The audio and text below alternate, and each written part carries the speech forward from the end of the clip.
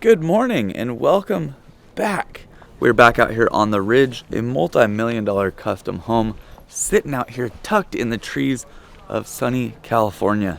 If you guys don't know who I am, my name is Matt Panella. I'm a 23-year-old carpenter out of Central California, and we build some pretty rad stuff. I document these builds from start to finish in the rough framing phase and teach you guys along the way little tips and tricks to make sure that you know how to frame properly. If you're new here, hit the subscribe button down below. Today, we're going to be working on wrapping up these decks in the back, and it's going to be awesome.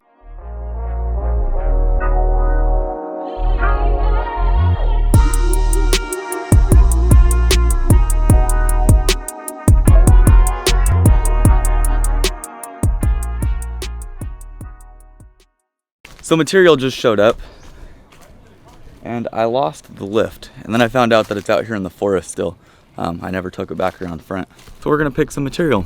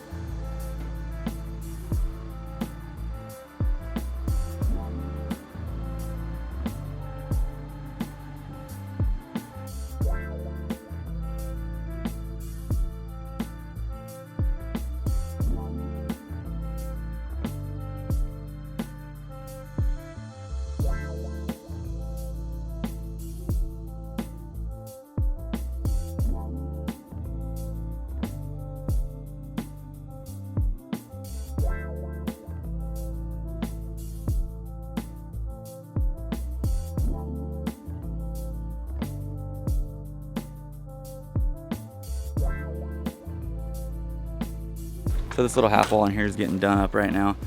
That's gonna be the main bearing point for the joist to where we don't have to run monster joist. A 2x6 cannot span that full width right there. So it's gonna break right on that little pony wall. And then another one's gonna sister to the side of it and go out the rest of the way.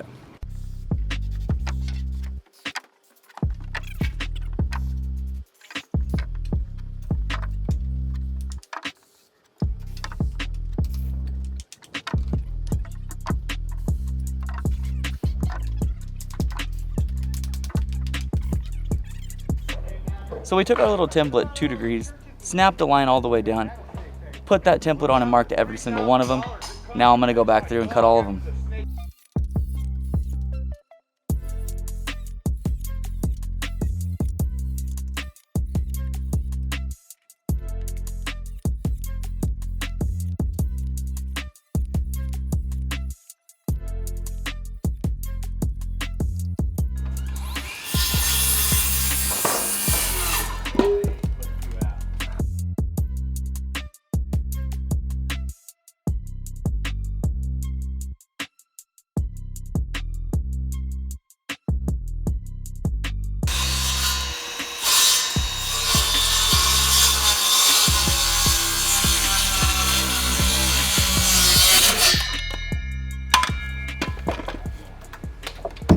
So even though this is a sub-fascia, we're still gonna make sure we glue everything, 45 all of our corners, because we don't want this to move.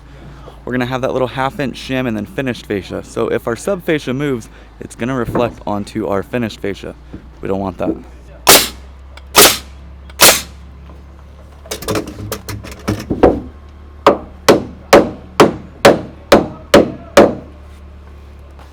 tight. So you can do all that stuff by yourself. You don't need another set of hands. What we're gonna do is put what we call a helper nail. Just like that. Would you like some? Yes, please. Too much on it. Wait. Oh. Helper nail. You want to do your thing? I got this. That means that I can get these blocks safe. Yes, sir.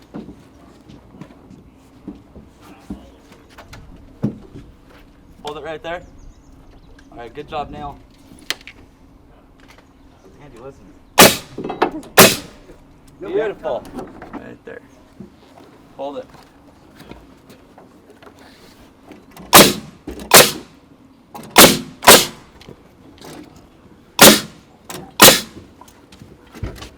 Cherry.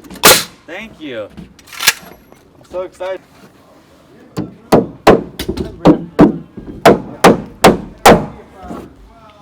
So that's as easy as that. I run these long and then I'm just going to run a 45-degree cut straight up them. On regular fascia, if we were up in the air, we would cut everything on the ground and send it up. You would get a long point to long point number and run with that. Since we're down here on the ground and I have easy access to it, there's my cut.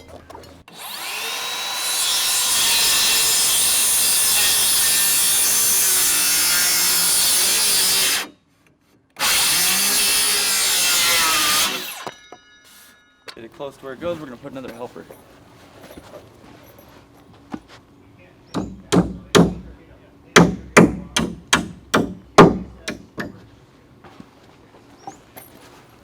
Alright, don't let your end go. Hold it up. You got it.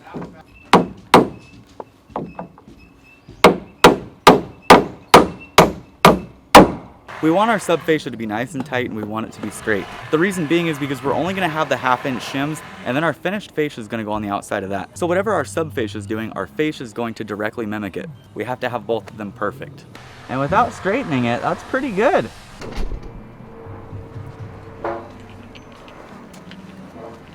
So we need to find the angle of this cut here.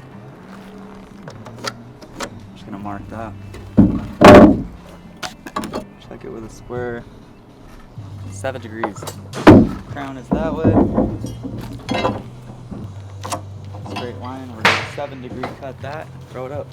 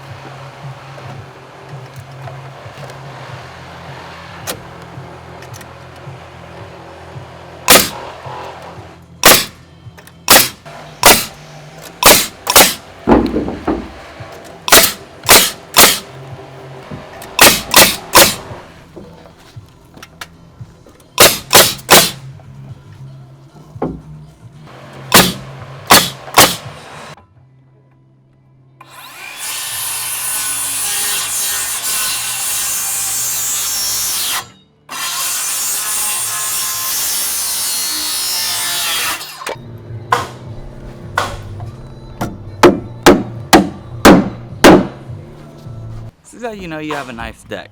Nice and level, nothing out of whack. I'm gonna grab some scrap of it. I'm making some 4-footers.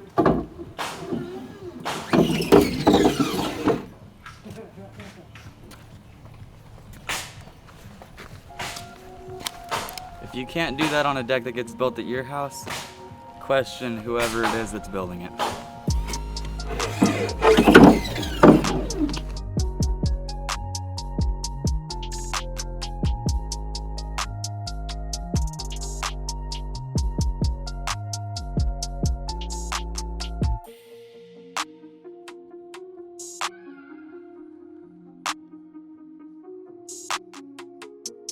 Now I'm going to show you guys how to do this on a sticker, just because it's something that's close by and I could chop up. So say you need to cut a 60-degree angle and your saw can't do it. I'm going to show you guys how right now. What you need to mark out is the long point for whatever number you're cutting. 36 1/4 to the long point of a 60-degree angle. Now what you're doing is taking 90 degrees and subtracting whatever the angle is that you need to cut and taking the leftover number, which is 30, and that's what you're gonna cut on a bevel the opposite way.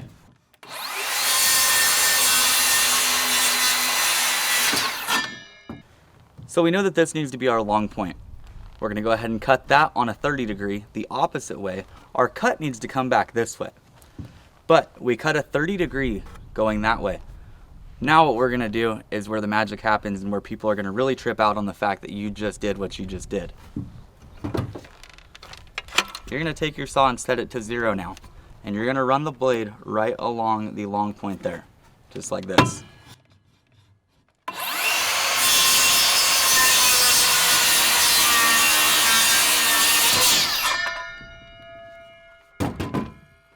And you now have a 60-degree cut. All you do is take whatever angle you're shooting for, we were shooting for 60, take that and subtract it from 90. Whatever your leftover is, 30 in our case, you're gonna cut from the long point going the opposite way on a bevel. By cutting that 30-degree bevel on the piece first and then running the saw through at 0, you end up with a perfect 60-degree angle.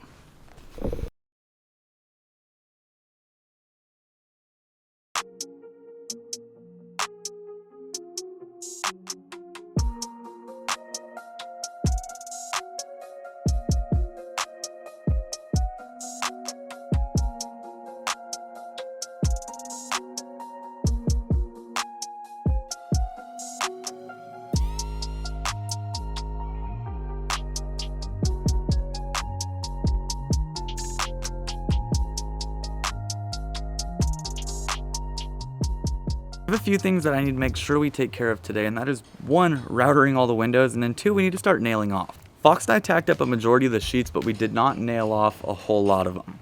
The only shear panel we have left to do is wrapping the backside of this deck, but we wanted to get these sheets down that I'm standing on right now in order to give us a nice clean walkway to slap those sheets up. It's a lot easier to do it that way than it is to walk on joist and try to hang sheets.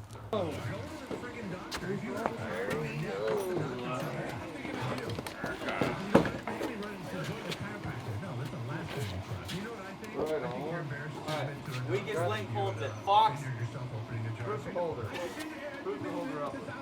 I got it. Fox, take this one. I got it. I'm right in the middle.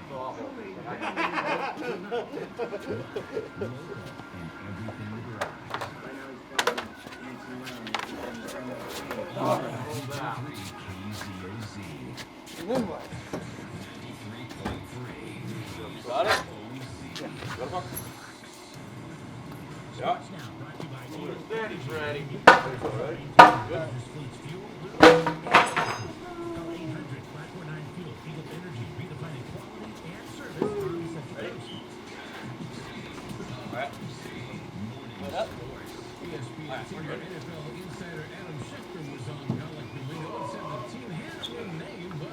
I got it right there.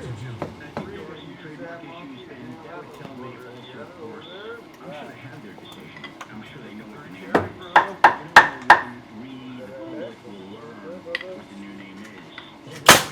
LA Lakers forward Anthony Davis spoke to reporters following the team's practice inside the NBA in Orlando. He talked about the decision to keep his name on the back of Long 10, 12 footers right there.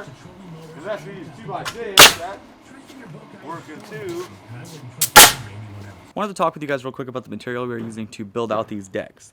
We have a 3/4 inch TNG for our sheathing, and then we are using Loctite's PL400 floor adhesive. This stuff is absolutely insane. Don't get it on your clothes because it does not come off. And then for nails, we're using ring shanks. You can see the little rings going all the way up the nail. That prevents it from coming out.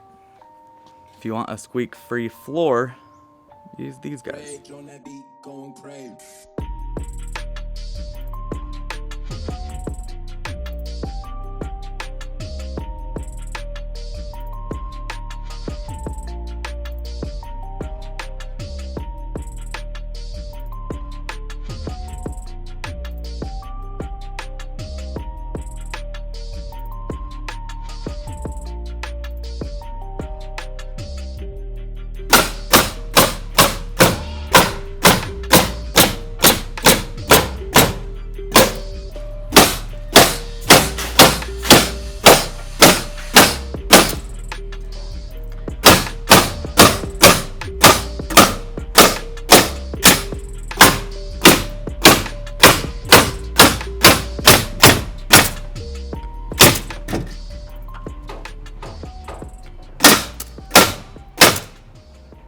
I'm missing my hard hat. I need to get it right now.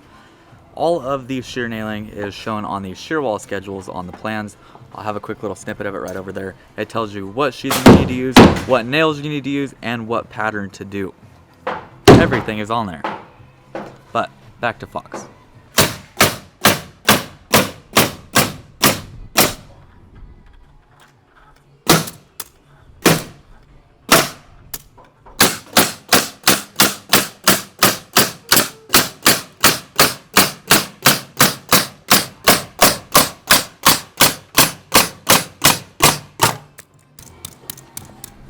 Going too quick, Fox. Are you stopping me?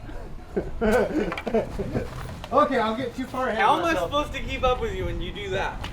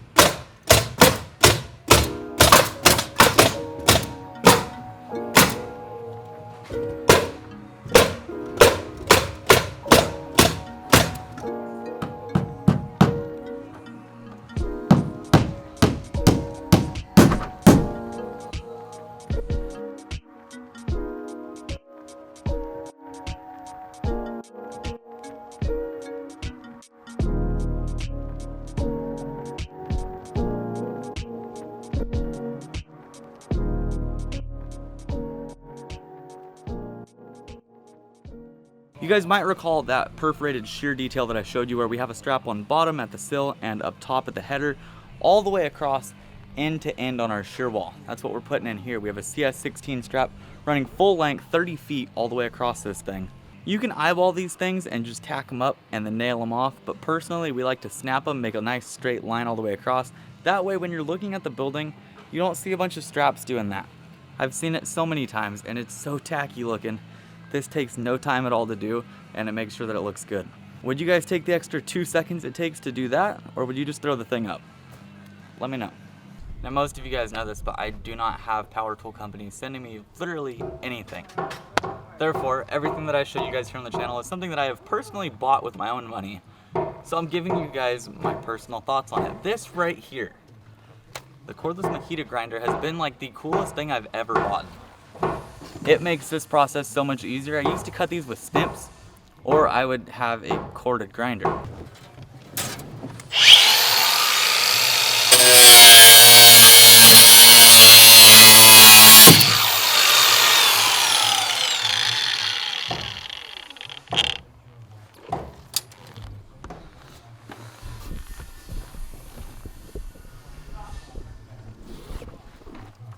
By far one of my favorite tools to own. XAG04. This thing's killer. I use it way more than I thought I would.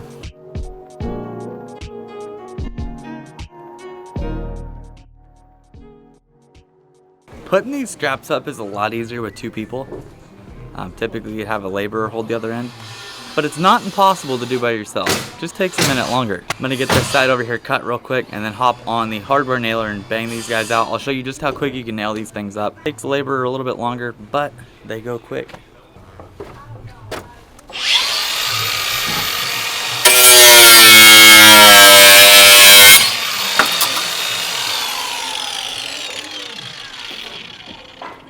Why wouldn't you want one of these things? Timer.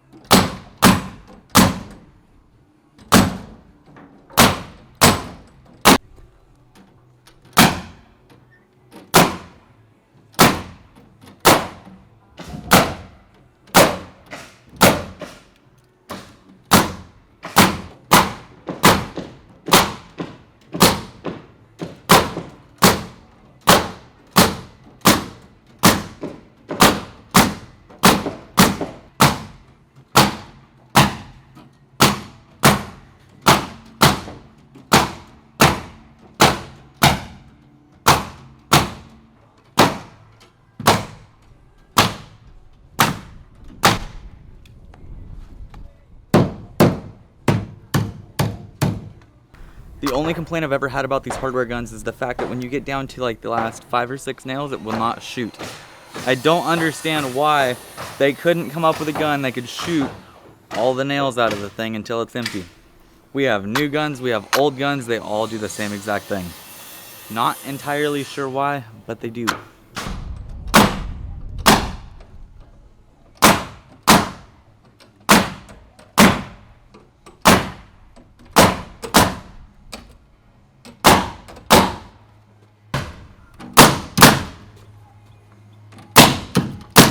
I have an M-Glow, it's sitting right over here. You guys have said, oh, I haven't heard it the whole time. You're gonna hear it this whole next video clip, but this wall right here is 16 on center with no window openings, and Fox is going to just blow through it.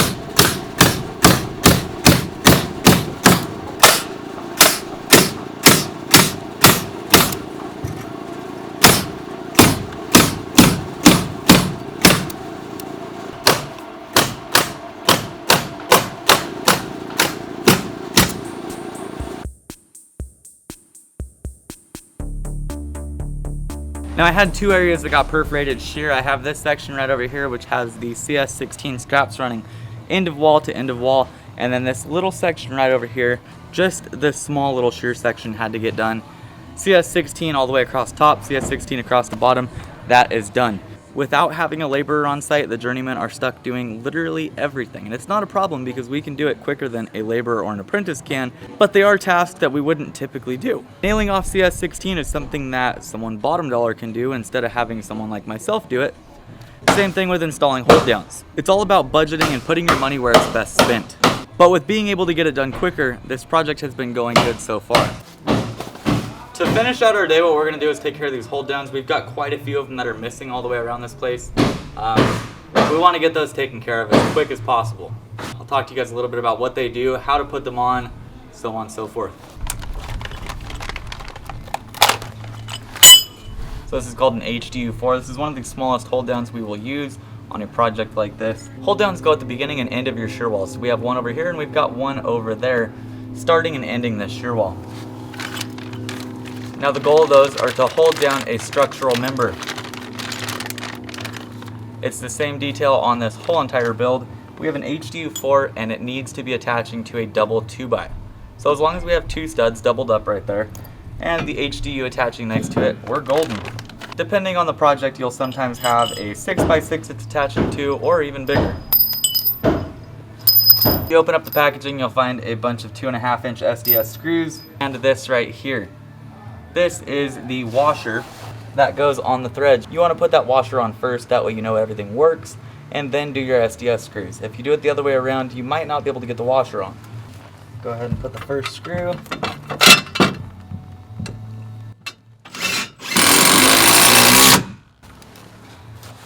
Now hold downs don't have to be tight to the bottom plate because they're not holding the bottom plate down. They're holding the structural member that it's attached to down. So an anchor bolt, like this here, fastens the plate down to the concrete. A hold down fastens the structural member that it's attached to down.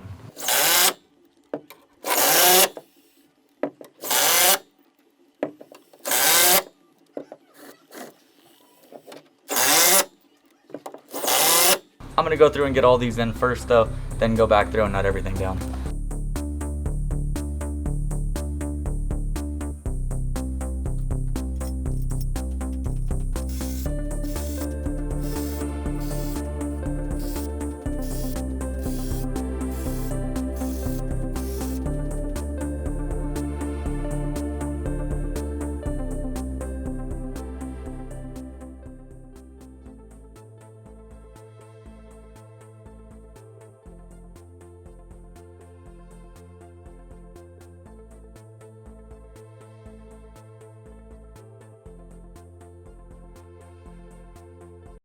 While I worked on hold downs, Fox started nailing off some shear panel. You guys got to see him go absolutely berserk with a nail gun. You give the man a box of nails and a nail gun and he will nail until there's nothing left to nail. Jay kept working on the deck today. This thing's looking a lot more complete. We have our sub-fascia ran all the way in this corner around and it's looking good. He's got sub-fascia ran all the way out. So there is no hardware in here. All these little 2x6 joists here bear right on that 2x6 wall that runs this way. I told you guys today I would talk about compressors because I've gotten a lot of questions regarding what compressors we use to keep up with 4, 5, 6, however many nail guns you want to. So oftentimes we use what we call the pig tank, and that is a 10-gallon auxiliary tank that we plug in from the compressor to that tank. Now the way an air compressor works is simple. It tells itself when to slow down or shut off, depending on the compressor that you've got. Compressor will fill the tank on itself and then fill the pig tank, giving you like 20 gallons of air rather than just having 10. We don't have that set up out here because we haven't really needed it. When we go to nail off the roof, we'll probably bring it out. But we have 2 compressors that we use. This one right here, links in the description below. This thing is pretty dang noisy. It's gas. It takes a lot of gas to fuel this thing. This is the compressor that just got stolen not too long ago and recovered. I've got it chained up. Don't want it going anywhere. And then we have this M-Glow right here, this wheelbarrow compressor. You plug this thing in and it runs all day long. I love it. That thing right there with the pig tank will keep up with a ton of guns. This thing is noisy. Not gonna lie, it's heavier than heck too. But I think we paid right around $350 for it. And it has built nearly a dozen homes. It's real good. I don't think you can buy that thing anymore. It's ancient, but it works freaking great. I'll have a link in the description below for the air tank that we use for our auxiliary tank. It's used for an air horn or airbags, tons of different things, but it works great. Go ahead and check those out in the description below. I'm gonna head on out of here. I hope you guys enjoyed this video. If you did, big thumbs up, smash the subscribe button down below. I'll see you guys next time. Bang on.